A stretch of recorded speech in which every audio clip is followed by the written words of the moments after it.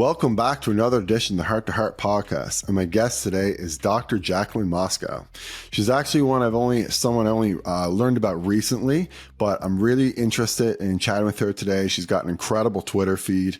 So Dr. Jaclynn, welcome to the show. Thank you so much. Honor to be here. I was looking through your past episodes and I thought, I got to find about 132 hours now to listen to all of these. No, well, there's so many different reasons why I wanted to chat with you today. And I am going to get into some of the tweets that I was, talking about just before the show. But, before we get started, can you kind of give everyone just a little bit of a brief background about yourself? All right. How do I make this succinct? I guess I would identify as being, that word is funny, a writer, a scientist, and a physician. I have a background in bench research, clinical research. Then I went to med school. Then I played poker for a living for 7 years. And then I opened a writing business, which has grown into other sorts of services, digital marketing, running ads, for ethical healers. I have a very limited clientele base. And yeah, some other things too, I'm sure. So, there's obviously one thing in there that a lot of people are probably going to, jump to right away. How did you go from medical school to professional poker player for 7 years? Like, how did that transition happen? That's a great question. Yes, there was no guidebook on that pivot. When I graduated from medical school, I was in the worst physical, mental, and spiritual shape of my entire life. And I knew in my soul that I needed to take a break, that I couldn't go on to training, and that clinical medicine was going to kill me, quite frankly. And so what I intended to be a short break, maybe, I wasn't really sure, just turned into a 7-year break. I started playing poker because I was taking time off. And during that time, this medical school made me a faculty because they wanted me to stay connected, and I had unpublished research, and I kind of still had a little bit of a foot in the door of medicine. But I realized, that it was a beatable game, that in poker, you're playing against other players. You're not playing against the casino, and you can have an edge and you can win in the long term if you, implement good strategies and work on your game. And game select well, and there's a few other factors that go into play. And so once I realized that I could pay my bills playing this game, and at the time in South Florida, poker had kind of just come here legally, and so the games were wild. This was 2013.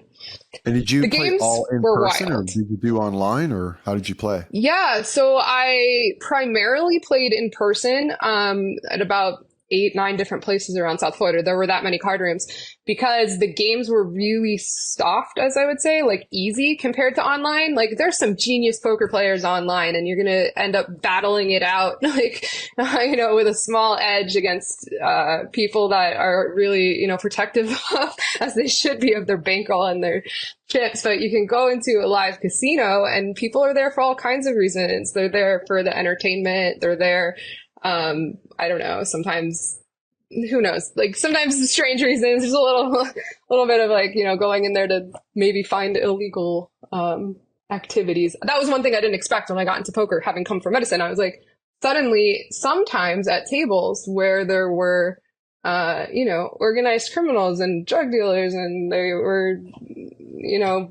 taking sports bets. And I was just whoa. But the wild thing about poker is that at the same time, you could be sitting next to somebody of that sort, and on the other side of you, there could be an actual billionaire. I've played poker with a handful of billionaires, and it attracts everybody. It's like a great equalizer, almost. There are people that play that game that work in almost any profession. And regarding, coming back to, you getting into poker and realizing that holy shit, I can pay my bills with this.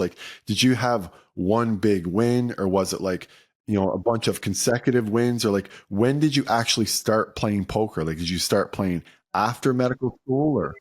So everyone that starts playing poker is bad, no matter what. And you'll never find a place that I know of where the Dunning-Kruger effect is in effect to the degree that it is with poker. So everybody thinks they're a genius. It's like very different in medicine where people have imposter syndrome. Nobody has imposter syndrome in the poker world. Like, it's like everybody thinks they're the greatest player to ever walk the earth to a degree. And that you do have to have elements of confidence in order to make it in that game. But I had played recreationally in med school. It was one of my like little escapes was on Sundays when I could. I would sometimes go to this home game in South Florida. I would bring my books because I always had an exam on Monday. And I kind of realized in doing that you didn't have to play a lot of hands because I was busy studying in order to like be a great poker player. In fact, playing tight is a really important aspect of poker.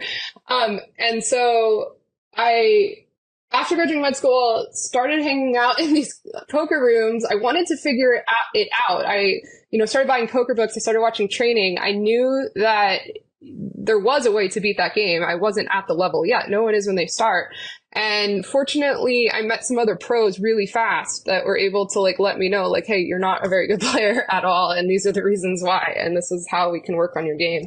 And these are, the fundamental things you need to think about in a poker hand. And yeah, it's a really interesting game. Are you still playing now?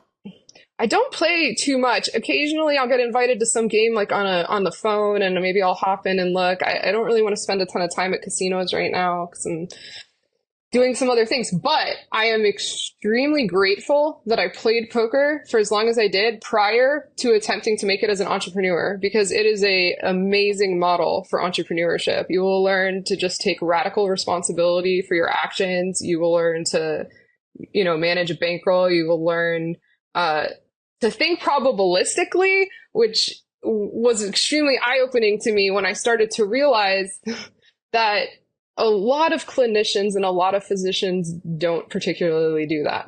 Okay. When you're playing a poker hand, you're weighing so many factors in that hand. So you've got like the cards, you've got the position that you're in, you've got the bet sizes, the pot sizes, the pot odds, the implied odds. You're considering like, is anyone on this table on tilt? You're considering, like, what do they think I have? What do they think I think they have? Like, there are so many factors, maybe the tells if that's something that you're astute to. And so it really teaches you about like observation, about balance, about complex decision making.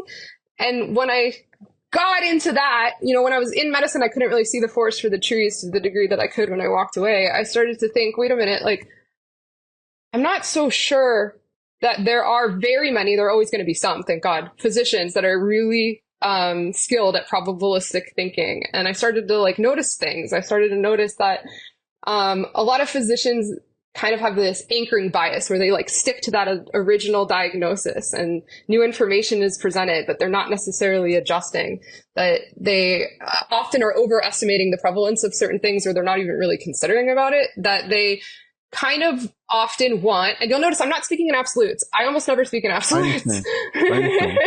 Like, it's actually a mark of usually when I'm talking to someone and they're saying no one, everyone, all, none, I'm just like, wait a minute.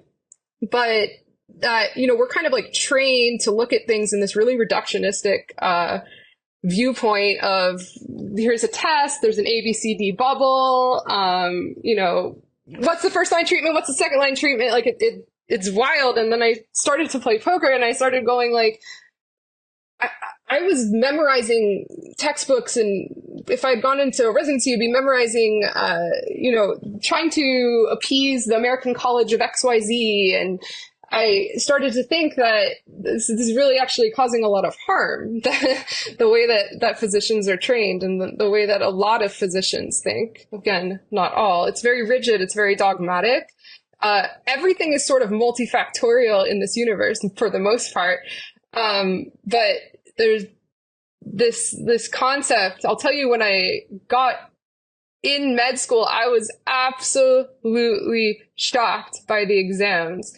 I was absolutely shocked by the fact that most of the things we were being tested on were, pick a drug for this. And if the question wasn't pick the first drug, the question might be like, a patient came in and they're having this side effect. Which drug was it? It's still a drug question. Or what was the mechanism of action of a drug? And I guess I had gone in with this very different idea of what I thought it was going to be like to train to become a physician. And having studied molecular biology and worked in labs prior to med school, I almost felt like in med school I was being like pulled backwards, like my intellectual depth was regressing to a degree. But you kind of didn't feel like you were maybe using like all the parts of your brain, so to speak. And it seems like when you like went and played poker, you're like, oh, there's other parts of my brain that I need to develop and that I'm developing, and I'm learning these like new skills that, you know, maybe I wasn't being taught in medical school, or that just didn't, you know, come through. And like, there's a couple things there that I think that really stood out to me when you were talking about, you know, comparing poker to medicine. So, you know, the first thing is, you know, reading other people, right? So obviously if you can't read other people in poker, you're probably going to lose, right? And so when people come in medicine, you know, a lot of times they're very embarrassed about, you know, what they want to talk about. Sometimes they don't want to talk about certain things. You know, it could be mental health. I know that every time a guy comes in and asks me for a Viagra, like I can almost tell right away. It's like, you know, the girls will have the patient in the room and they'll say like private because they won't tell them, you know, why they're there.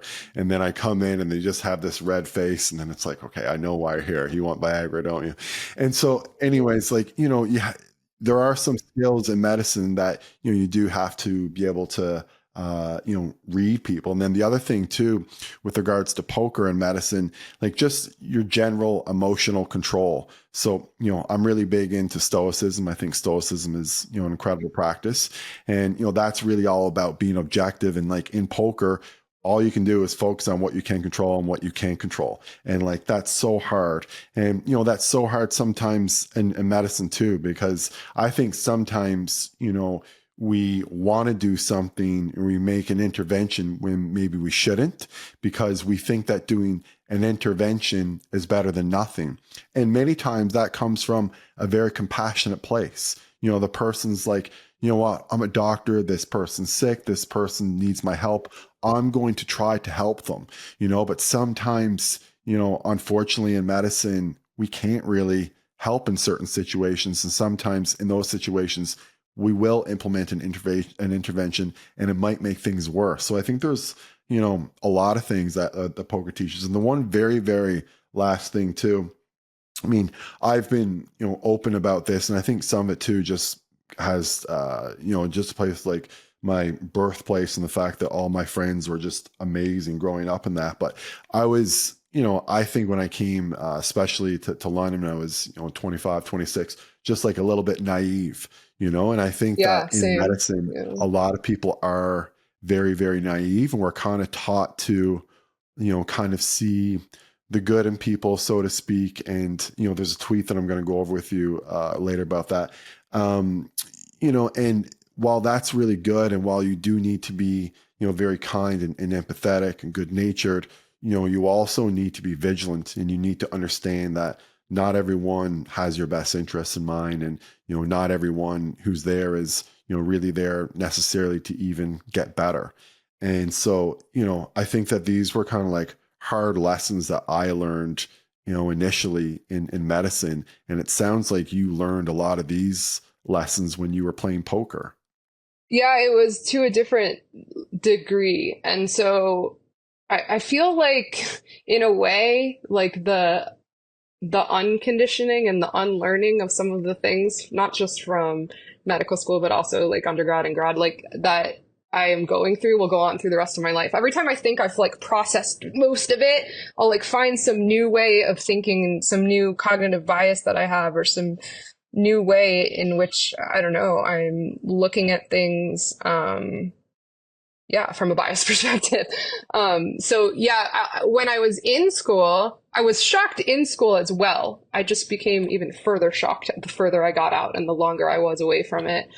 I remember in school, the first time that in med school, got to go witness a live birth. And I remember the OBGYN meeting me downstairs and saying, oh, well, we have a lot of time. And I'm like, oh, okay. She's like, yeah, it's going to be a long time. Let's go get a coffee, kind of rolling her eyes. And I was like, what do you mean? Why aren't we going upstairs? And she was like, oh, well, we just go in when she pushes. And I'm like, you do what? She's like, yeah, I saw her earlier. She's with the nurses. And I was like, what? Like, I thought this was going to be like a whole day. Like, we're here for the delivery. Like, she needs support. I want to understand it from every angle. I want to understand, like, the emotional and mental and psychological and spiritual and all of the aspects, and also what's going on medically, because there's all kinds of things that are occurring medically when you're in labor, that are, interesting and worth learning. And I just was kind of like hit in the gut in that moment by that particular OB-GYN, because I went, oh, like, you're just like going in for a few minutes when you're told to complete a task, like a factory, like an assembly line factory, like, now it's your turn. And I like was just so kind of like sad. And there were a lot of moments like that. Yeah. Well, I understand. I mean, medicine is certainly, not for like everyone. And it's certainly, something where you do have to, understand that there's, only certain things that you can control, like we just talked about, and I think a lot of people struggle with that. And I do want to get into your tweets here, but I think before we get in, people need to understand maybe why, I'm asking these particular, tweets. And so we haven't chatted about yet why you got up to, I think it was 120 pounds overweight, and then you were also too, like you kind of did say you were, not doing well at the end of medical school and all that kind of stuff. And we talked about poker, but how did you lose the weight, and how did psychedelics play a role? I really want to chat about that before we get into the tweets you have on trauma. Yeah, that's a great answer. That's a great question, rather. Okay. I did not feel well from the time I was about a teenager on. Like, I did not know what it was. I didn't know how to label it. I kind of just like thought that like sorrow and suffering was like more extreme maybe in me than in other people. And when I went off to college, I decided to go to a psychiatrist. I had never done that before.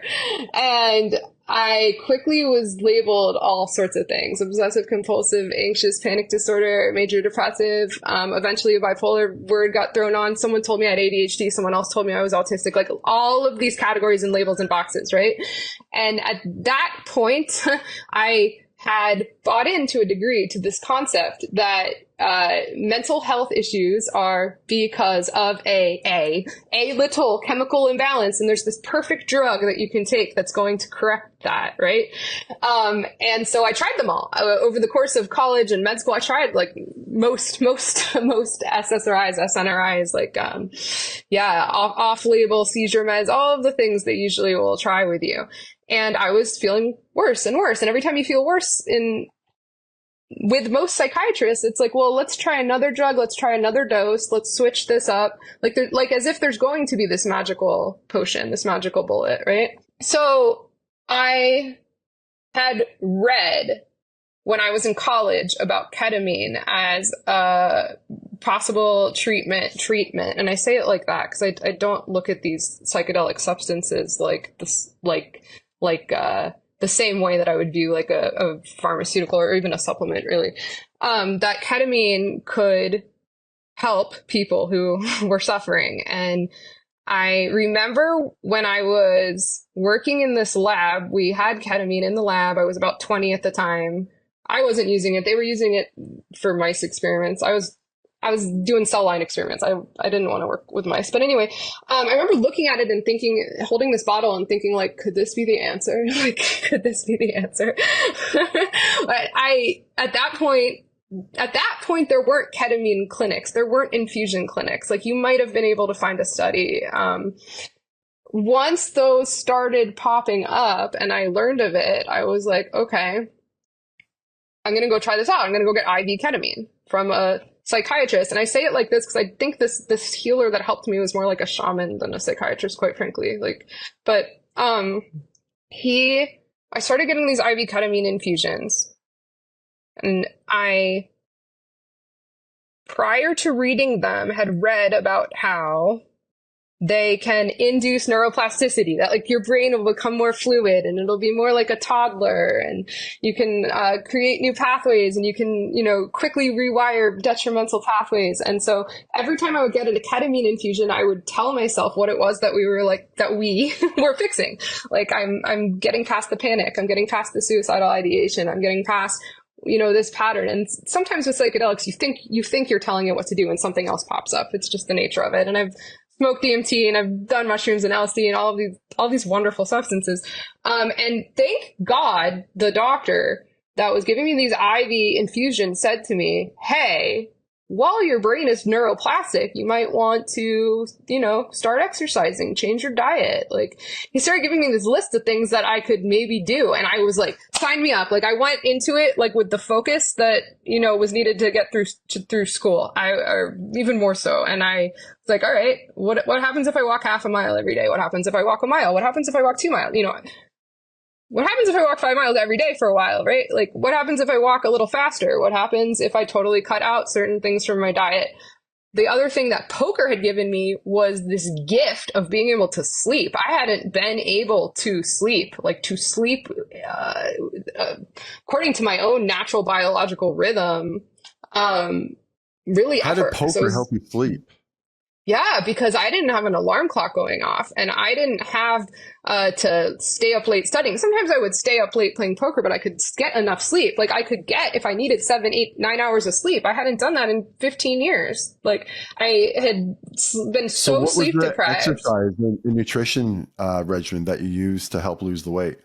Yeah, so it's really not anything fancy. You know, it often isn't, right? We like to believe that there are these like really fancy protocols that you can biohack yourself and you'll, you know, become a superhuman. But a lot of times, like, it's actually quite simple. I absolutely stopped eating processed foods. I actually started eating more animal product than I had been. I had messed around with being a vegan and a vegetarian and a pescatarian. I had tried all of these things, and I think I was extremely deficient in nutrients that you know can probably only be effectively obtained from eating animal products, in my opinion, or for my body. Everyone's different, of course. And I don't know, it was simple stuff. I was like drinking and staying hydrated and getting electrolytes. I was getting sun every day. I'm in South Florida. I used to be as pale as a ghost because I was only ever inside studying or working in a lab. And so sunlight really important. You know, Andrew Huberman's definitely popularized that a lot. So yeah, it seems like, you know, you obviously tried different pharmaceuticals. You know, you said that you tried, you know, different psychedelics as well, but it really wasn't until you tried ketamine, but with the interventions, the lifestyle interventions. So I always say to people, like, you know, it's not necessarily, you know, the drug itself. Like, the drug is sort of like the catalyst to making the changes, but it's great that, you know, you had the drug to help you make those changes. And then you had a fantastic therapist or doctor, a shaman, whatever you want to call this he's a psychiatrist, an MD, to assist you with that. So that's fantastic. And it wasn't that the other psychedelics didn't help. They all were an important part of the journey. They were all important, for sure. It's just the ketamine became a regular thing where I was going every 2 weeks for a very long time, and it was directed into the IV. Excellent. Okay, so I just want to get to some of the tweets that you were talking about there, Jaclynn. Okay, so the first one here, this is one, you know, really caught my attention. It says, "You are under no obligation to explore your trauma. You do not have to identify with your trauma. Trauma does not need to be honored. There are no trauma rules." So how did you come up with this?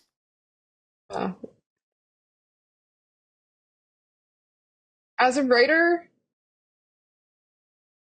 so much of what gets put down is stemming from personal experience, right? Like, in order for it to be compelling and effective, that's often the case, right? I believe that at one point I was very attached to the identity of someone who suffered, someone with depression, someone with anxiety, somebody with trauma, right? And those that attachment became disempowering, and it became extremely self-fulfilling.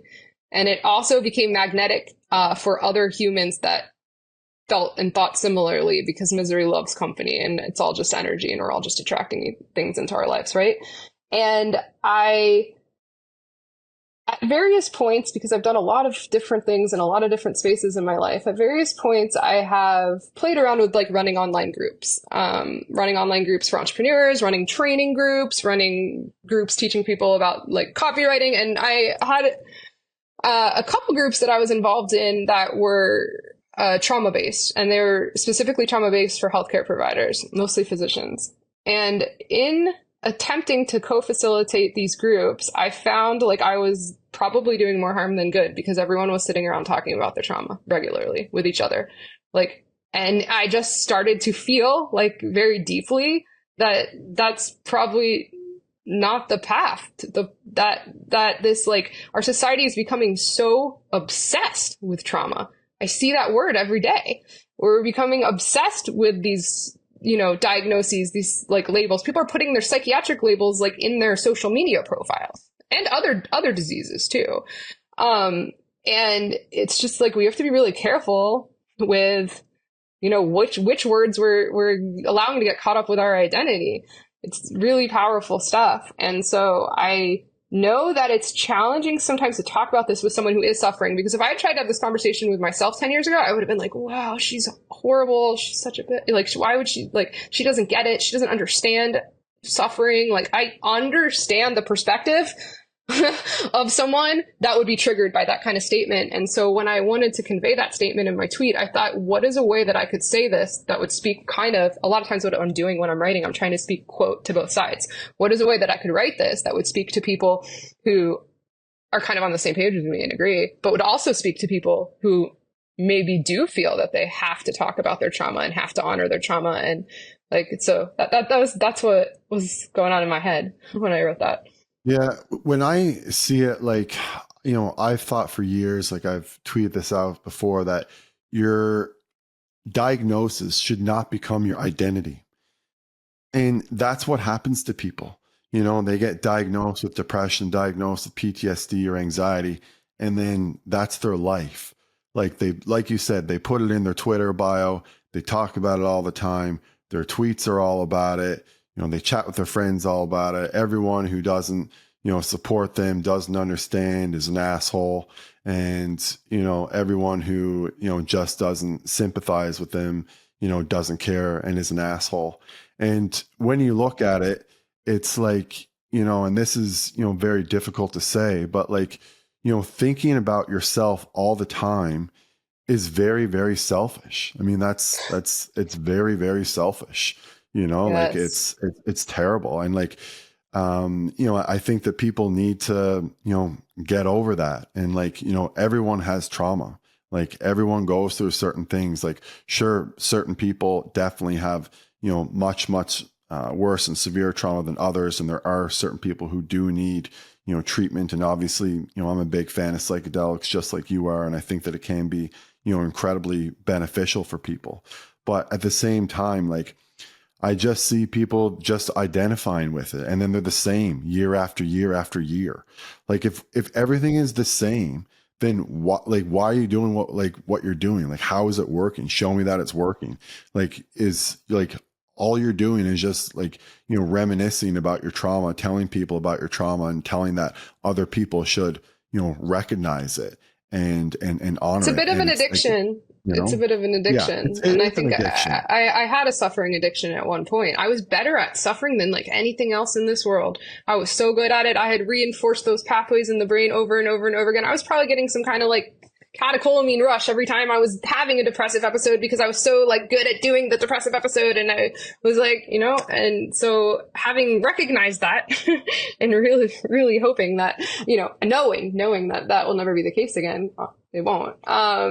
It kind of does, like, I honestly am so visceral. I kind of feel it in my stomach talking to you about this. It just hurts me that there are people that are so addicted to feeling poorly and is it an addiction being to victimized.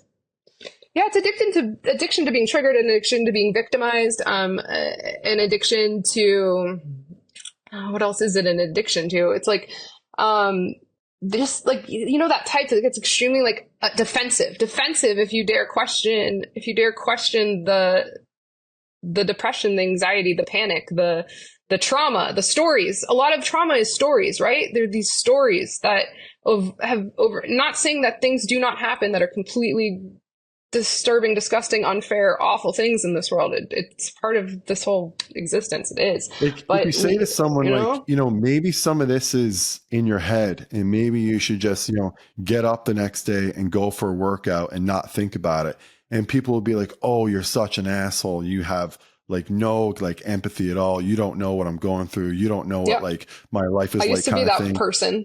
Yeah. And then it's I used to be that person. Okay, let's go to the doctor who's, not going to give you any kind of, sometimes, again, not all the time, I'm a doctor, but like, we'll go to the doctor, maybe not get, any further treatment or maybe different treatment, but it still doesn't work. And it's like, they're more empathetic. It's like, you're going to someone, you're telling me and other people that this person's a great doctor, that they're empathetic, yet you're not getting better.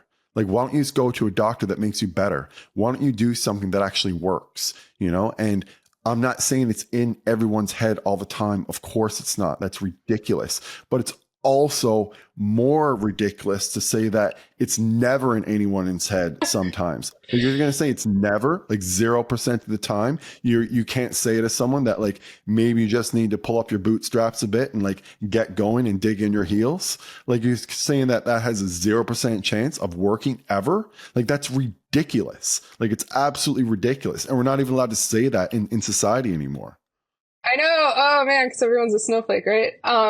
People get offended pretty easily. Yeah, what you're saying, you said pull up your bootstraps, like go outside. It's essentially, it started to occur to me that so much of healing is taking action. It's taking action. It's whether, you're going for a walk, you're whatever, make some paintings. If you used to like paintings as a kid, go volunteer, adopt a pet, build a business, like do something, freelance, like do something, because the wallowing,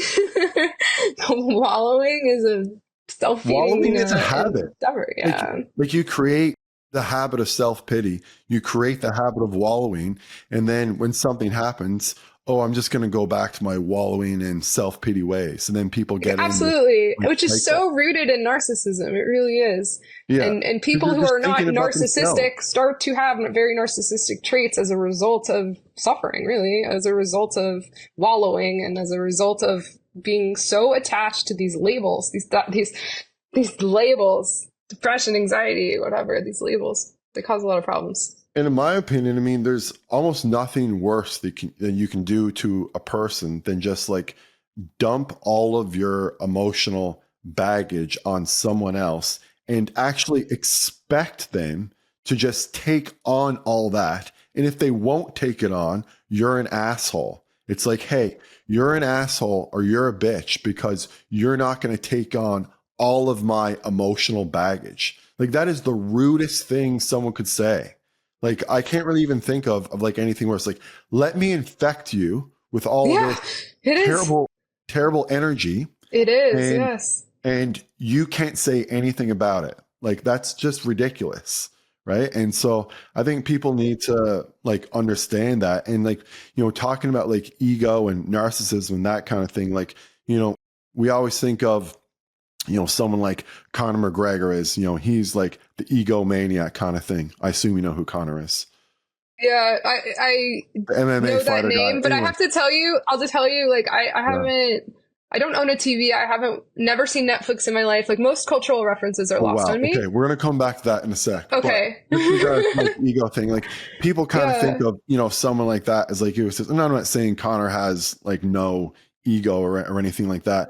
But it's really though the people that like, this is what ego is. It's like, oh, at the end of the day, like someone had a hard day, like, oh, I deserve this. Like I deserve to be able to empty my emotions, or I deserve to have this, like all this alcohol, or I deserve to have this like entitlement. Yeah. And it's like, no, you don't. Okay. And I can tell you don't, because your body doesn't care if you had a hard day or not. Your liver enzymes are going to go up regardless whether or not you had a hard day, if you're going to be drinking all the time, right? Obviously, if you have a couple of drinks, they're not going to spike. But but that's kind of what I'm getting at. And the same thing with like the eating. It's like, oh, I deserve this. I had a hard day.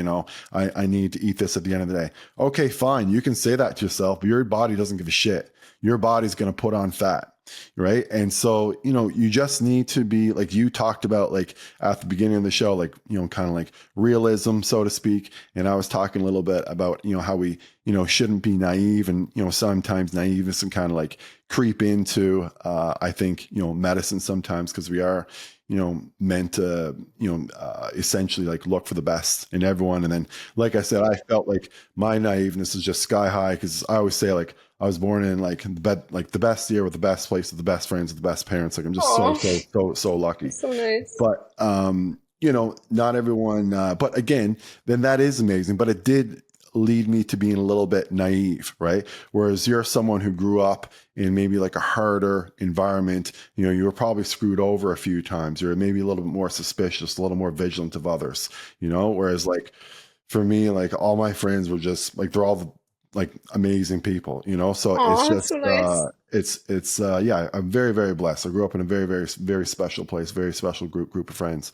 But, so that's what I'm kind of, getting at though, with like ego. Like we think of this like Conor McGregor thing, but like, it's really more about just like self-pity, that's what it's really, really about. It's like, you're thinking about yourself, and, coming back to someone like Conor will go into a gym with someone else and say, okay, this guy knows jiu-jitsu way better than I do. He's my master. I'm going to let him, teach me for a few hours so I can upgrade this skill. Right. So like, I just think that we kind of get ego conflated sometimes. And it's always, this image of like the guy with the flashy car, flashy girl, flashy jewels, whatever, flashy watch.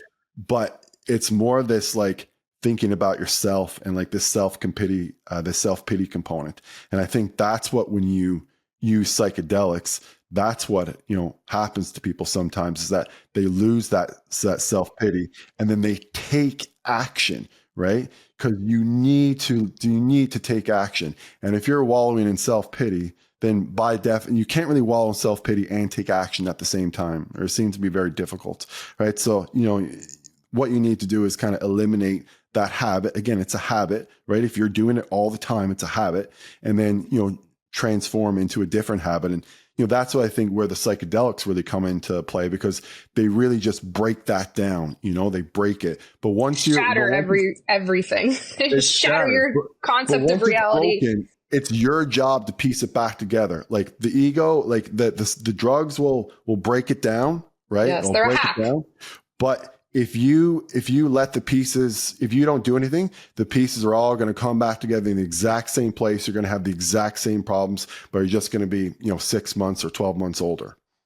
Yeah, it's profound. I agree with you. I think it's interesting, like these psychedelic medicines can be a great hack, a great like reset. It's like turning on and off the computer when there's a technical issue, but there are so many other paths, I would say, to get to that place, right? You could, in theory, get to that place, or this, whatever that is, right? It's hard to discuss in our human words, through exercise, through martial arts, through meditation, through breath work, through, all sorts of through religion, through spirituality, through, who knows?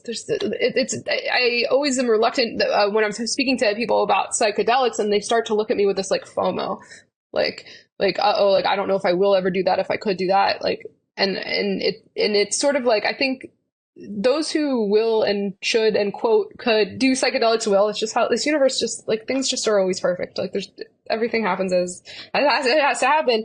But I also think that there are some people that probably like they don't need a psychedelic. I don't think that psychedelics are something that all humans must have in order to XYZ. I think that they're an amazing tool though, and I have an endless amount of gratitude for the fact that I was able to access them and use them in a really serious way, which was like, I kind of made it my job. Like I kind of made it my job, aside from showing up to play a little bit of poker here and there, to walk, to change my diet to sleep, to get rid of those feelings, or to the best of my ability, like change the lens from which I was looking at everything. I always find it interesting when I talk to people about psychedelics. I always ask people who have done psychedelics to tell me about their experience. And there are two things that I see come up over and over and over again. You'll have to tell me if you've seen this too. One is, more often than not, almost every time, they will mention like a connection to nature, like connection to nature. And the other thing that I've seen come up over and over and over again is mention of this concept that everything is connected, that separation's an illusion. And those are just things that I've heard from people doing all sorts of different psychedelics, people that don't know each other, people that I know from different facets of my life, from medicine, from poker, whatever. It's interesting that those same themes come up over and over when I'm interviewing people about their use. Yeah, I mean, I think those themes certainly come up, and I think that, just to make one, and I know that we've kind of already talked about this, but what we want to also mention too is like the integration part.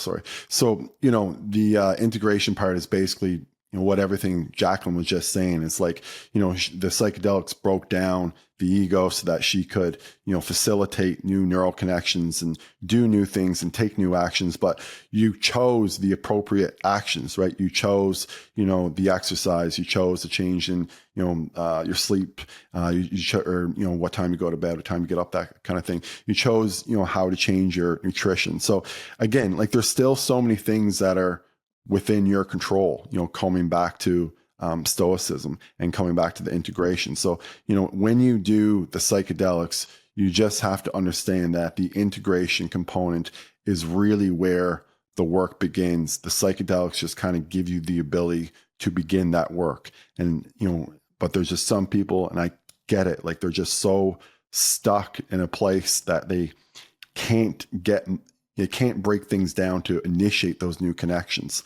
And, I do think that, psychedelics, do seem to play a role there. And I just want to make one mention too. I know I've mentioned this on this podcast before, but with ketamine, like technically it's an anesthetic. It's not a psychedelic, right. But it does give very psychedelic-like experiences and psychedelic-like effects. But I know there's always going to be a stickler out there. I'll tell you something really interesting regarding ketamine and this whole story. There's two parts to this that are really interesting.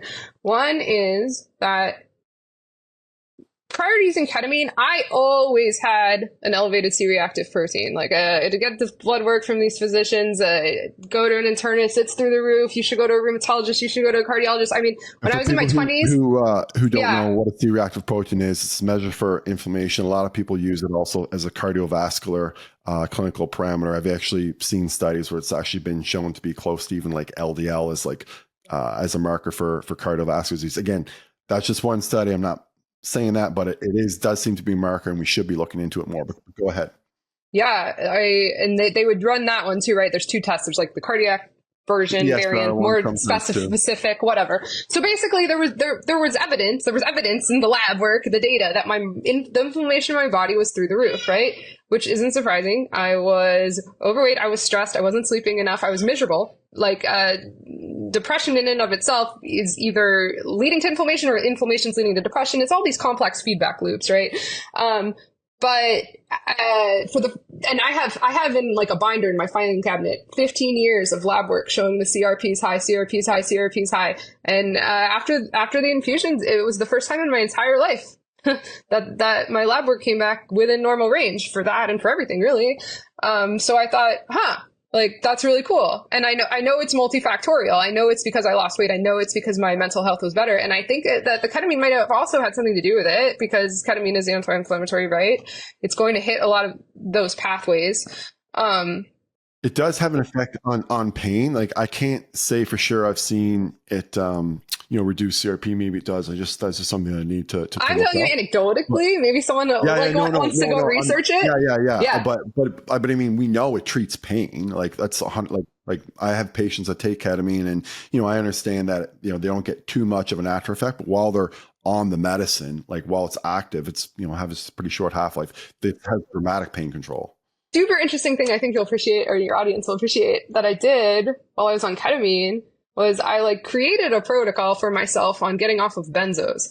So I had taken benzos for almost a decade. I was put on them by some psychiatrist Which one and how much? Oh my Lord, I had tried them all. I mean, I was put on Xanax, on Ativan, on Klonopin. I asked to switch to Klonopin because I knew it had like a longer half-life. It would be easier to get off. Xanax is harder to get off in a sense than Klonopin often for people. But it was the hardest thing to stop taking these medications because you just feel it in every sense. Like you feel it in your head, you feel it in your body, you feel it in your gut, you feel it like you'll sweat. Like it was one of the hardest things to try to stop taking those drugs, which I had been put on by perhaps well-meaning psychiatrists who perhaps thought that it was going to be the solution to my mental health struggles, but it definitely compounded them. So when I started getting the ketamine infusions, I said to myself, okay, I'm taking 2 milligrams of Klonopin a day. What happens if after this first infusion, I go to 1.75? And so I just did. And like about a month later, I went to 1.5 and I just slowly tapered myself. Like I would always decrease the dose that day, the day that I got an infusion, because I thought, well, there's a lot of reasons why. There's molecular reasons why, there's energetic reasons why. But eventually I was able to get myself off the Klonopin. It was a 2-year taper. 2-year taper, which a lot of benzo experts will tell you is actually the correct way to taper off of a benzo because it really messes with our homeostasis. It really messes. Well, Jordan Peterson certainly had a very difficult time with it, and so it's it happens to people, and it happens to the most intelligent and successful people too. So addiction is is something that affects everyone. Yeah, sure. I iatrogenically induced addiction sometimes. I mean, when a lot of some of the medications that people become addicted to were products of pharma, it adds an interesting twist to things, right? They were prescribed to by providers. I remember having a herniated disc, and the orthopedic surgeon was giving me these huge bottles of opiates, and I don't think that would happen now because we kind of adjusted. There's better regulations and that kind of thing. So I really want to get back to one of your other tweets that you had there. This one is actually one that you just had fairly recently. Well, all of your tweets are fairly recent because you just got back. Yeah, I just came back on Twitter. I had an account 4 years ago. I took a big break from social media. So here it is. Your therapist will retrigger your trauma, and then you'll need another appointment. Your psychiatrist will play dosing games with your meds, and then you'll need another appointment. Your psychologist will uncover new depths of fear, and then you'll need another appointment. Suffering is perpetuated by fixating on suffering. The mental health industry profits off of this. Prolonging a painful past is not the path. What do you think? So there's a lot to that, but here's what I think. I think that, therapy obviously can be incredible for some people. And some people I know have said that, the best work that they've gotten is from therapy, not from drugs or anything else. But I also understand, what Abigail Shrier is saying, and I don't know if you're familiar with her and her new recently book. Learned, yeah. Okay. I was like, yeah. And so, it is something to be concerned about when you are, encouraging someone to keep talking about themselves all the time, right? And so that there, I think, is kind of what I would say about, number one is that make sure you're getting better and make sure that you're not just talking about yourself. Is essentially make sure that you're getting solutions and not just, going around in circles. With the psychiatrist, it's hard to say with that one. Like, sometimes people do play around with different medicines and they do land on the final one that hits, but it's not all the time.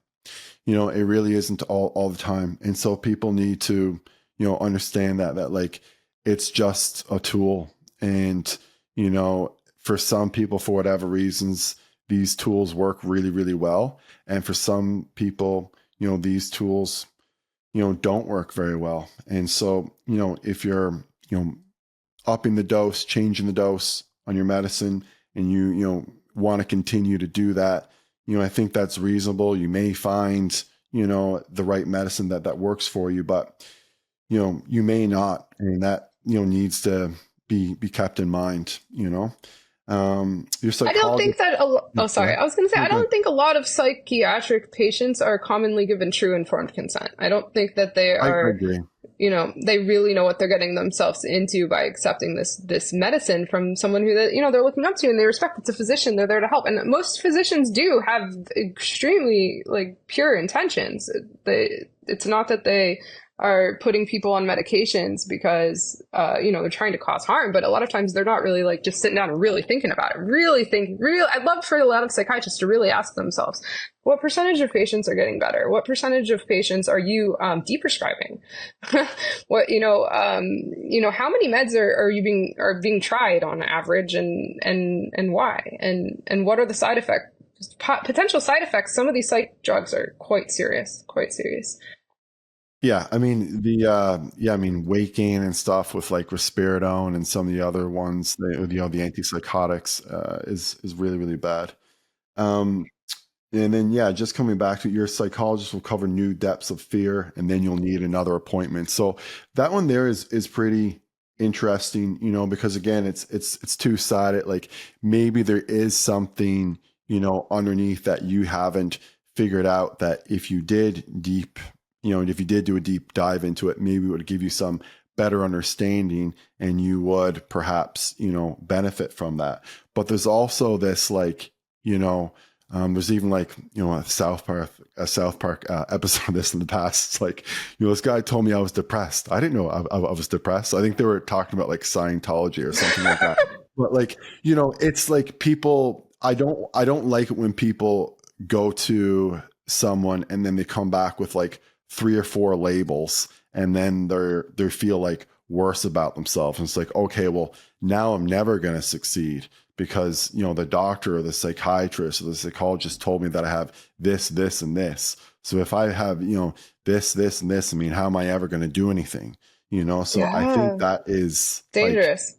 yeah, I think diagnosing people is, it's something that really needs to be taken more seriously. You don't just want to diagnose and label people. That's not good. It's not good to just tell people they're depressed or tell people they're anxious. Some of it is stemming from trying to force mental health and the brain and the mind and the spirit into a box. We're trying to treat the brain like it's this simple thing. The heart's a pump. It's always going to be a pump. The medications that manipulate the heart manipulate it because it has, pretty straightforward physiology and mechanics. And when we started to attempt to take mental health and treat it in the same way as, a nephrologist for a kidney and a psychiatrist for your brain, and it really is forcing it. It's really forcing it, in my opinion.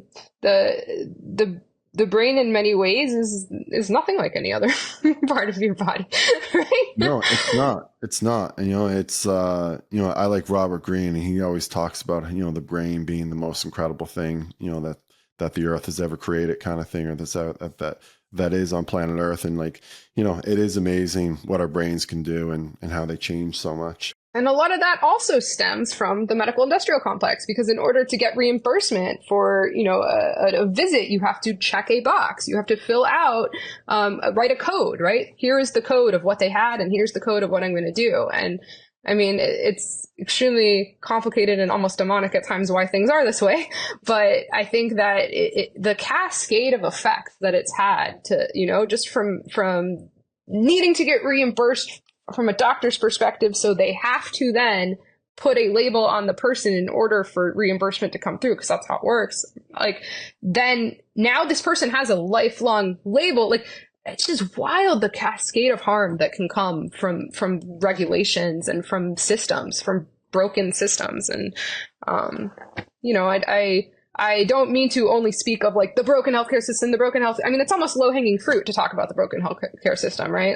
It's like, okay, the American healthcare system, a lot of other, most healthcare systems, right? There's a degree. Yeah. But, and it's, I feel like sometimes sometimes the physicians are also, being victimized by this system. They go into it with, for the most part, pretty pure intentions. And so, yeah, it's not, I am fortunate the way that you said that, you grew up with like just the best friends in the best area. Like, I feel like I just know the best doctors, but it took me like, 15 years to find them, right? Of like networking and talking and meeting people and going to groups and going to this and going to that. And so I do know physicians that I just think the absolute world of, and I have so much respect for, but I sometimes then forget that that's not the norm, right? It's not the That's the your average. circle. Yeah. That's your circle. Okay, so I know we only have a few more minutes left there, and I just wanted to read one more of your tweets before we close. So you said, "You are so much more powerful than you realize. I took it too far. Years ago, I used to live by these words. See the light in others and treat them as if that is all you see. But the problem with an unwavering commitment to this strategy is that it risks four things: allowing toxicity to stay too close, encouraging people to walk all over you, developing a savior complex, and compromising your own peace and safety. It is just important to note that the absence of light, as it is to see the light sometimes, people are like vampires. You do not owe everyone your light. Protect your light." Yeah. I like that. Thank you. I like that. And again, I think, we've kind of talked about this a little bit, but I think it comes back to, when you're an empathetic person, and I think some people are just born that way. And I think, you were born that way. It's just natural to let everyone in your life and to sort of almost want to save other people in some ways, and to see the good in others. And the unfortunate truth is that when you do that, you often end up hurting yourself, and it's hard to kind of, I think we get information that comes in, we get into it, intuition information that comes in that says that, this person's doing this, they're making you feel this way. And then you ignore it because you want to still continue to be that person's friend, or you still want to have that particular relationship. And I think that, our intuition is stronger than we realize, and that when it is telling us something, we need to listen to it, a lot more than we do. And we need to get used to understanding that our intuition isn't naive. Our intuition is going to tell us, this person's a bad person. This person's toxic. This person actually doesn't like you. This person made a snarky remark. Like that little joke that they made, was a slight at you. You're not, taking it too seriously or whatever it is. But we don't want to recognize that because we want to see the light in others, as you were saying. And so I think it's really important, particularly if you're an empathetic person. If you're not empathetic, you kind of, do this, I think, naturally. But if you're empathetic, I think that it's very, very important for you to protect your own energy and make sure that you're not letting, toxic people into your life so that they don't walk all over you and don't make your life worse. Yeah. This idea of like radical inclusivity is dangerous. It's a slippery slope. I don't know. We have to have boundaries, and we have to be astute to negative energy, and we have to recognize.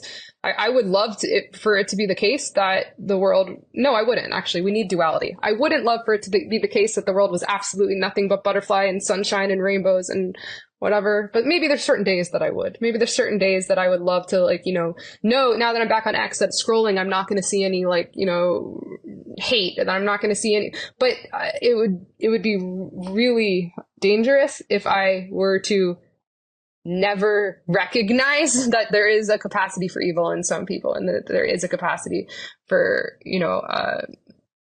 causing pain to others, and that people will try to take advantage of you in this world, and that, people will hurt you. And I think, like you said, like a lot of us that are empathetic and are like the healer type want to only see the good and the light in others. And we can end up, I've seen it so many times with healers and physicians ending up getting themselves like in like spots where they're really like getting the bad end of a deal, or getting taken advantage of, getting mistreated. I see it too, for sure. Yeah. You know, a lot You of have to be a little physicians. bit harder. I have to feel like sometimes I have to be a little bit harder than I want to, than my comfort level, than like my baseline.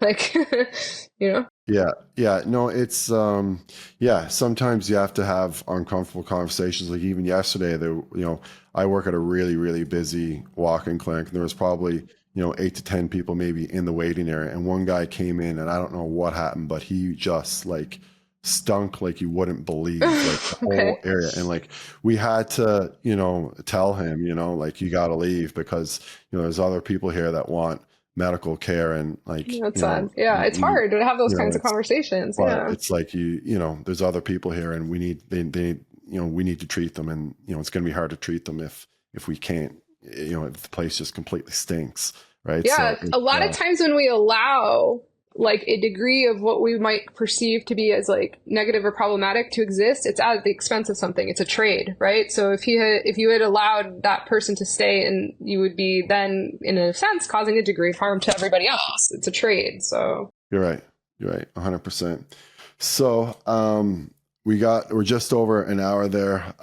So anything else that you wanted to mention there?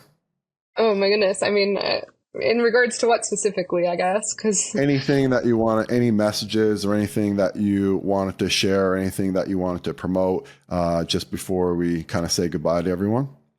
I guess. Well, in terms of promoting, no, I don't have anything I'm particularly trying to sell any of you guys. I appreciate that you're listening. Follow me on X. I just definitely came follow back. on X. Yeah, I just came back online after kind of being in hiding. I was like really enjoying life off of social media and privacy and all of that. But I also think it's extremely important to connect with like-minded individuals, and to share our message and kind of share things from the places of us that, I wrote on one of my tweets, like, we have to transcend the stories that aren't serving us, and then we serve with the stories that like transcended us. Like, it's kind of the trade, right? Like, so, and I guess I will say my final thing to anyone listening, I don't know, here's like the empathetic healer kind of thing in me is like coming out, like, don't be sad. Like, I just wanted to say, like, these discussions about how we have to take a degree of personal responsibility, for depression, for anxiety, for suffering, they're hard discussions to listen to. I know that. I just want to say that I understand that, like, it's a lot to process. It's kind of like a paradigm shattering paradigm concept to think about, right? And so I don't know. I get where you're coming from, regardless of what you think about anything that we've talked about here today. I'll say that. And what's your Twitter handle so people know? DR. My name's all complicated. It's hard to spell. Jaclynn is Jaclynn, and Moskow is Moskow. If you just type in Dr. JAC, I bet you'd find it. I bet. Awesome. Well, thank you so much for being on the show today. Thank you so much for all your wonderful tweets. It was really awesome chatting with you. Thanks for reading them. Yeah, it was awesome. I'm definitely going to continue to read them. I love following you on Twitter. And thanks again for everyone for listening to the show. I really do appreciate it. And as always, I'll be back again soon.